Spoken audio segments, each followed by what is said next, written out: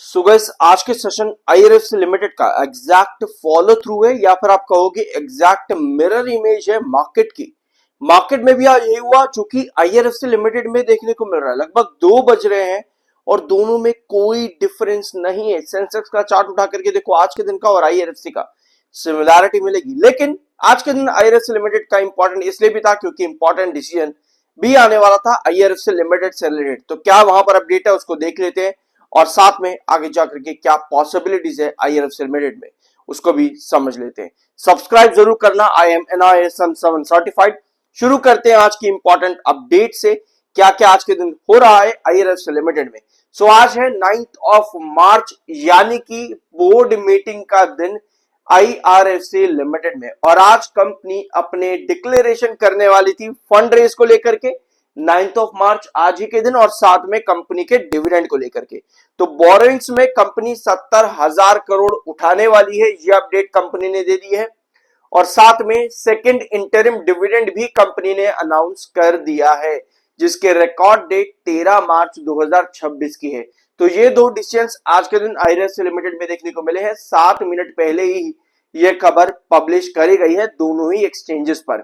ठीक है, IRFC limited finance और बोरोइंग्स काफी ज्यादा कर रहा है, और ये पॉइंट एक थोड़ा सा कंसर्न भी है कंपनी के लिए। इन अ लॉन्ग टर्म किसी भी कंपनी के नेट कैश फ्लो के लिए ये डिसीजंस बेहतर होते हैं।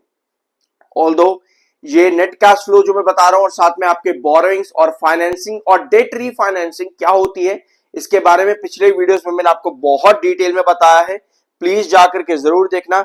ये है आपका आज के दिन का आईआरएफसी लिमिटेड भैया सिमिलर। यहां पर देखो ये है आपका सेंसेक्स, सिमिलैरिटी क्लियर है। यहां पर मार्केट ने गैप डाउन ओपनिंग करी, आईआरएफसी लिमिटेड ने भी गैप डाउन ओपनिंग करी। मार्केट ने थोड़ी बहुत रिकवरी दिखाना शुरू करा, आईआरएफसी लिमिटेड भी रिकवरी दिखाना शुरू कर गया।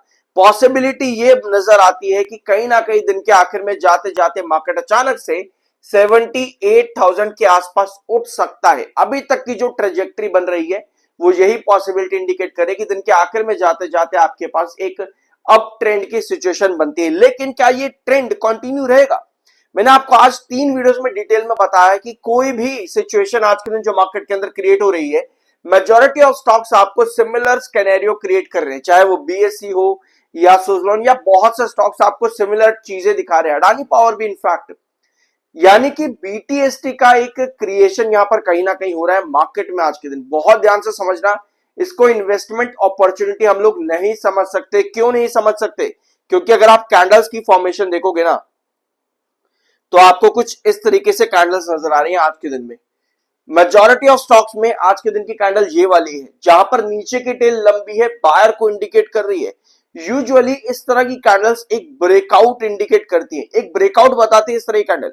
लेकिन जब भी ये चीज ध्यान से सुनना, जब आप एक नए बेस लाइन की तरफ जाते हो ना, यहां पर देखो, जब आप एक नए बेस लाइन की तरफ जाते हो तो हमेशा उस बेस लाइन पर आपको इस तरह की कैंडल दिखेगी ही दिखेगी। मतलब कि आपके स्टॉक ने एक बड़ा ब्रेक डाउन दिया है, और इस ब्रेक डाउन को रोकने के लिए फर्दर आपके टेक्निकल्स जो है वो बुलिश हुए हैं।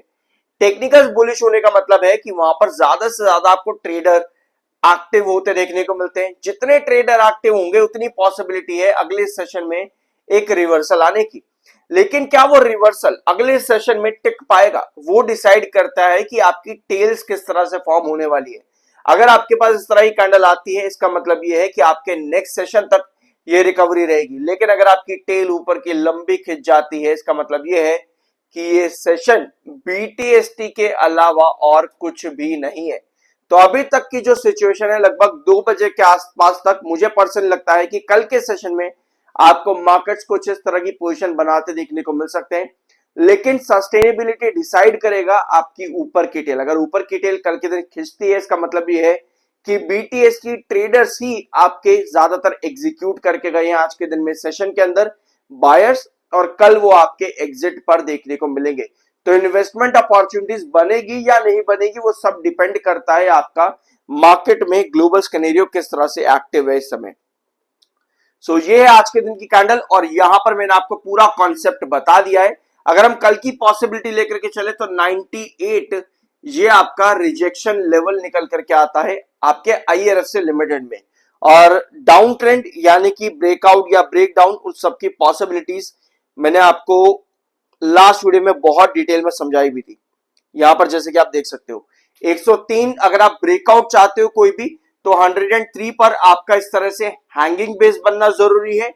अदरवाइज कोई भी सेल प्रेशर आपको गिरा सकता है वापस से 95 और 78 की तरफ। 95 और 96 ये आपका इंपॉर्टेंट कंसोलिडेशन जोन है, इंपॉर्टेंट बेस लाइन है।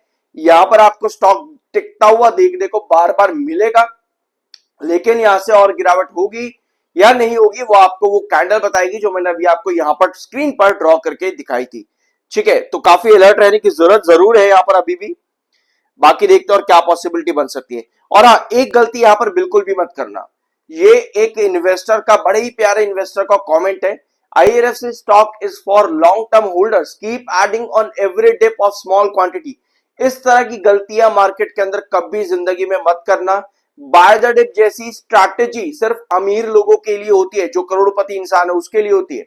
भैया अगर आप मेरी तरह इन्वेस्टर हो जिसके पास 2 लाख 10 लाख इसके ऊपर का इन्वेस्टमेंट नहीं है, तो भैया इस तरह की स्ट्रैटेजी आप लोगों के लिए नहीं बनी है कि आप हर डिप पर जाकर के क्वांटिटी ऐड करते चले जाओ, क्योंकि एक टाइम आएगा ना ही आप एवरेज कर पाओगे। अगर मान लो मार्केट की सिचुएशन और बदतर होती है तो वो टाइम आपका आ जाएगा कि आप ऐड तो करना भूल जाओ, आपके पास वो अमाउंट भी नहीं बचेगा कि आप एवरेजेस भी कर सको। तो बाय कोई स्ट्रैटेजी नहीं होती है। अगर आप लॉन्ग टर्म के लिए किसी कंपनी में एंट्री कर रहे हो ना, तो आपकी सिर्फ और सिर्फ एक स्ट्रैटेजी रहती है, वो है एंट्री और एग्जिट। अगर एंट्री के बीच में आपका प्राइस ड्रॉप करता है तो वहां पर दूसरी स्ट्रैटेजी आती है, वो है एवरेजेस। और एवरेजेस हमेशा फाइनल डिप पर होनी चाहिए, जहां पर सिचुएशन आपकी नॉर्मल हो, जिस रीजन से गिरावट हुई है वो रीजन एलिमिनेट हो जाए, तभी आपके एवरेज आने चाहिए। ये बाय द डे कोई स्ट्रैटेजी नहीं होती है। मार्केट में इन्वेस्टर्स को बेवकूफ बनाया जाता है इस तरीके की चीजों से, तो ये गलतियां मत करना। बाकी आपका अपना ओपिनियन है, ठीक है। 25,25,000 इस समय बायर है, 22,34,000 सेलर है। टेक्निकली स्टॉक बहुत बुलिश है, 26.3 का आरएसआई, 28.9 का एमएफआई। सो टेक्निकली इस समय मार्केट भी काफी हद तक स्टेबल है, जिसकी वजह से आपको आज के दिन छोटी मोटी रिकवरी दिख रही है। ऑल तो गैप डाउन ओपनिंग 2,500 पॉइंट से ज्यादा की है, बट जो ग्लोबल स्केनेरियो है वो मार्केट को और ज्यादा पुल डाउन कर सकता है। बट टेक्निकली यहां पर अगर सब चीजें सॉल्व होती हैं तो मार्केट बहुत बढ़िया देखने को मिल सकता है, ठीक है। अगर आप लॉन्ग टर्म चार्ट पर देखोगे तो आपको यही नजर आता है कि 106 और 96 से लेकर के 95 ये दो फाइनल इंपॉर्टेंट बेस जोन है आपके आईआरएफसी लिमिटेड के, और 103 जो कि आपका क्रूशल रिजेक्शन है इस समय। क्योंकि 95 और 96 के नीचे अगर आपका और ड्रॉप बनता है तो लगभग 78 से पहले कोई और बेस लाइन इसमें नजर नहीं आती है। 78 क्रूशल बेस आपका हो जाता है अगर 96 और 95 ड्रॉप होता है आपका तो ही, तो 78 क्रूशल जोन आपका बनता है। अदरवाइज 103 का क्रूशल रिजेक्शन है और 96 और 95 इंपॉर्टेंट बेस लाइन है आपके आईआरएफसी लिमिटेड के अंदर। तो ये था आज के दिन आईआरएफसी लिमिटेड का वीडियो। आई होप कि यहां पर आपको कुछ जानने और सीखने को मिला हो, तो एक प्यारा सा सब्सक्राइब जरूर करना। मिलता अगले वीडियो में।